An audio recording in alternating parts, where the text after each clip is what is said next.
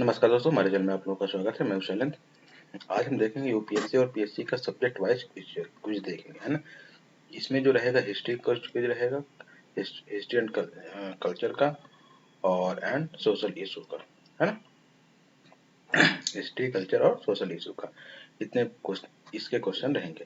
तो चलिए हम इस लेक्चर के यहाँ से स्टार्ट करते हैं। पहला क्वेश्चन क्या है? वह वर्तमान महाराष्ट्र के रत्नागिरी जिले के रहने वाले थे और पुणे के फर्ग्यूसन कॉलेज में प्रोफेसर के रूप में शामिल होने से पहले उन्होंने मुंबई के एल्फिंस्टन कॉलेज में अध्ययन किया था। 1889 में वह भारतीय राष्ट्रीय कांग्रेस में शामिल हो गए। इसके उदारवादी विंग के मुख्य नेताओं में से एक के रूप में उभरे और अपने शेष जीवन के लिए एक विधायक के रूप में काम करने के लिए 3 साल बाद पढ़ाना छोड़ दिया और उन्हें औपनिवेशिक विधानमंडलों में उनके व्यापक कार्य के लिए सबसे ज्यादा याद किया जाता है और वह 1889 से 1902 के बीच बॉम्बे विधान परिषद के सदस्य थे। उपयुक्त पंक्तियां संदर्भित है। ये पंक्तियां किस पे संदर्भित है? फिरोज शाह मेहता जी पे, दादा भाई नौरोजी पे और एम.डी. रानाडे पर, गोपाल कृष्ण गोखले पर। ये पंक्तियां किस पर वो करती है, संदर्भित है? तो चलिए आइए देखते हैं इसका आंसर क्या होगा, है ना। इसका आंसर क्या होगा? डी होगा, गोपाल कृष्ण गोखले, है ना। चलते हैं इनके बाद थोड़ा देख लेते हैं विवरण। गोपाल कृष्ण गोखले वर्तमान महाराष्ट्र के रत्नागिरी जिले के रहने वाले थे और उन्होंने पुणे के फर्ग्यूसन कॉलेज में प्रोफेसर के रूप में शामिल होने से पहले मुंबई के एल्फिंस्टन कॉलेज में अध्ययन किया, जहां उन्होंने राजनीतिक अर्थव्यवस्था और इतिहास पढ़ाया। 1897 में इंग्लैंड में बेल्बी कमीशन में ब्रिटिश औपनिवेशिक खर्च पर सवाल उठाने के बाद गोखले राष्ट्रीय स्तर पर प्रमुखता से उभरे और गोखले के प्रयासों ने उन्हें भारत में प्रशंसा दिलाई, क्योंकि उन्होंने ब्रिटिश सैन्य वित्त पोषण रणनीति को उजागर किया, जिसने भारतीय करदाताओं पर भारी लागत लगाई जो तत्कालीन लोगों के लिए बहुत नापसंद थी। वायसराय लॉर्ड कर्जन, जिन्हें उस पद पर आसीन होने वाले सबसे उग्र नस्लवादियों में से एक माना जाता था। 1889 में गोखले भारतीय राष्ट्रीय कांग्रेस में शामिल हो गए। इसके उदारवादी विंग के मुख्य नेताओं में से एक के रूप में उभरे और अपने शेष जीवन के लिए एक विधायक के रूप में काम करने के लिए 3 साल बाद अध्यापन छोड़ दिया।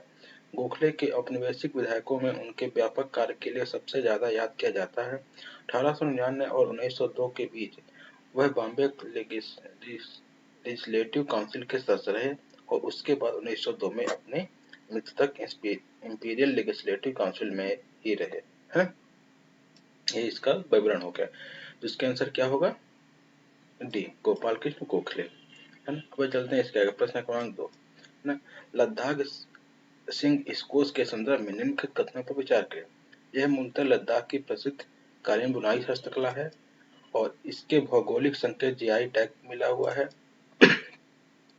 उपयुक्त कथनों में से कौन सा सत्य है? केवल एक, केवल दो, एक और दो दोनों, ना तो एक ना ही दो, है ना। अब इसका आंसर क्या हो जाएगा?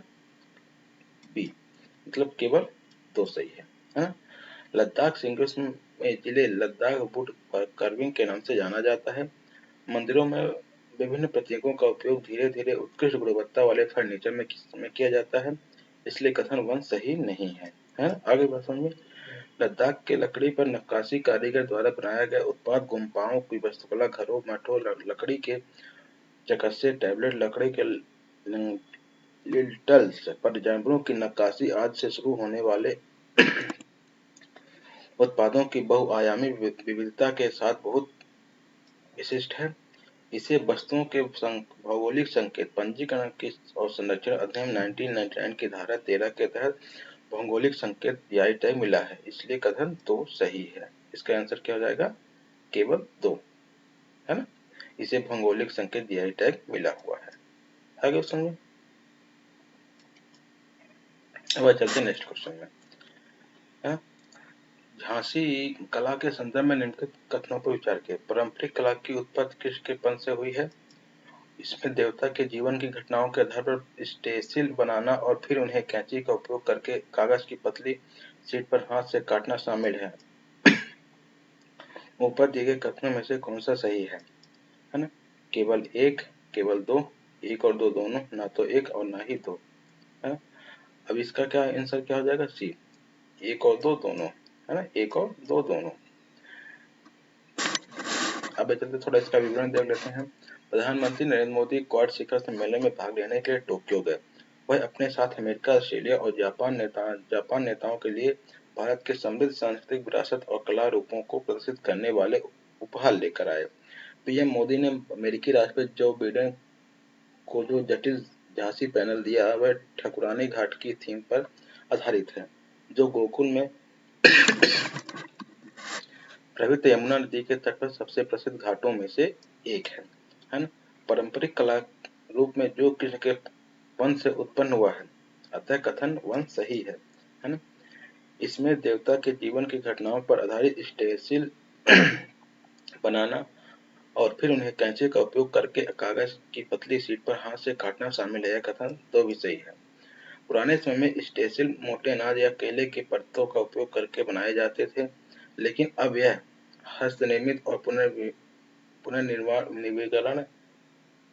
नवीनीकरण कागज में बदल गए हैं। तो इसका आंसर क्या हो जाएगा? सी, कि 1 और 2 दोनों सही है ना। अब चलते हैं प्रश्न क्रमांक 4 पर।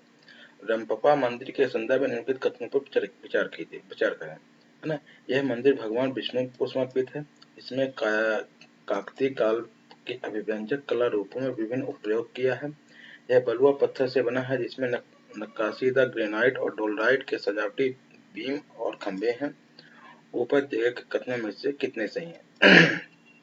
केवल 1, केवल 2, तीनों, कोई नहीं। इसका आंसर क्या हो जाएगा? बी, है ना, केवल 2। चलिए चलते हैं, इसका क्या विवरण थोड़ा देख लेते हैं। रंपा एक बड़े दीवार वाले मंदिर परिसर में मुख्य शिव मंदिर है जिसमें कई छोटे मंदिर और संरचनाएं शामिल हैं, इसलिए कथन सही नहीं है। यह मंदिर काकतीय काल के अभिव्यंजक कला रूपों में विभिन्न प्रयोगों में प्रयुक्त रचनात्मक, कलात्मक और इंजीनियरिंग प्रतिभा के उच्चतम स्तर का प्रमाण है। कथन 2 सही है ना। यह बलुआ पत्थर से बना है जिसमें नक्काशीदार ग्रेनाइट और डोलराइट के सजावटी बीम और खंभे हैं। इसमें हल्के छिद्रपूर्ण ईंटे से बना एक विशिष्ट विमान आंतरिक गर्भगृह है जिसे फ्लोटिंग ईंटें भी कहा जाता है। यह कथन 3 भी सही है। रंपा मंदिर की मूर्तियां विशेष रूप से इसकी ब्रैकेट आकृतियां निर्माण के 800 साल बाद भी अपनी चमक बरकरार रखती हैं।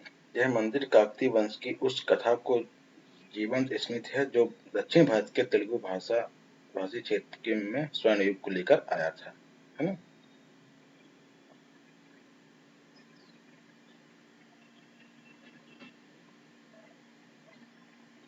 अब चलते हैं इसके प्रश्न क्रमांक 5 पे। हड़प्पा युग के शहर के इस पुरातात्विक स्थल को यूनेस्को को विश्व धरोहर स्थल का टैग प्राप्त हुआ। यह शहर सूची में जगह बनाने वाले गुजरात का चौथा और भारत का 40वां स्थान बन गया है।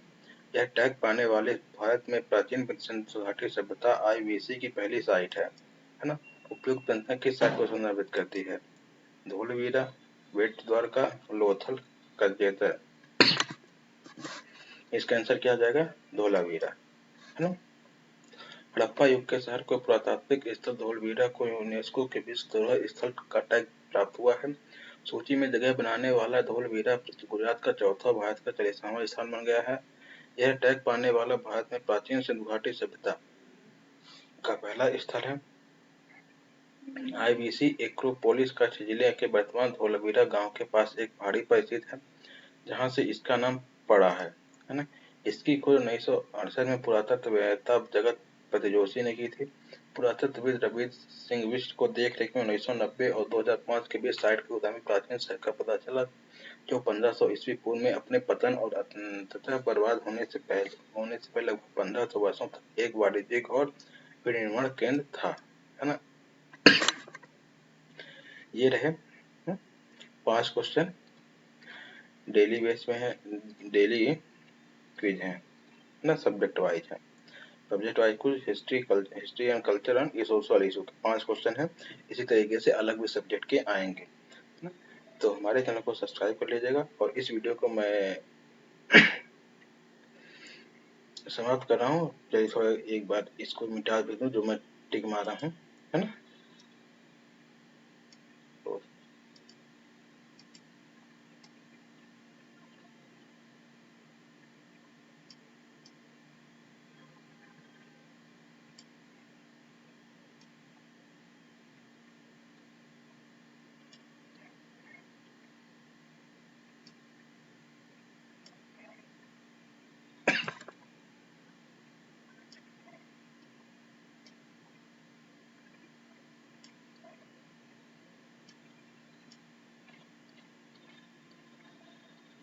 और हमारे चैनल को सब्सक्राइब कर लीजिएगा और इस वीडियो को ज़्यादा से ज़्यादा लोगों तक शेयर कर दीजिएगा। थोड़ी तबीयत खराब चल रही है ना।